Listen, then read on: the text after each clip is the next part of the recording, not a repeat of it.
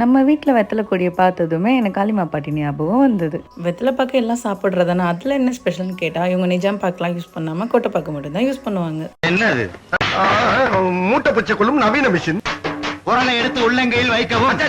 வெத்தலை பாக்கு இடிக்கிற அந்த இதை பார்த்ததும் எனக்கு இந்த காமெடி தான் ஞாபகம் வந்தது. ஓகே, வெத்தலை எடுத்துட்டாங்க, அதில் அந்த பாக்கும் க்ளீன்லாம் பண்ணி வச்சுட்டு வெத்தலையோட எஜ்ஜெல்லாம் கிள்ளிட்டு காம்பெல்லாம் நறுக்கிட்டு ஃபோல்ட் பண்ணிட்டாங்க. சுண்ணாம்பு எப்பயும் உள்ளே வச்சு நான் பார்த்துருக்கேன். அவுட் சைடில் இந்த மாதிரி தடவுறதுல ஒரு ட்ரிக்கியாக இருந்தது. அவ்வளோதான், இதை ஜஸ்ட் இடிச்சா போதும். பின்பு உலக்கையால் குத்தவும். இதான் உலக்க எடுத்து இப்படி டொக்கு டொக்கு டொக்குன்னு குத்தணும். மாங்கனா இப்படித்தான்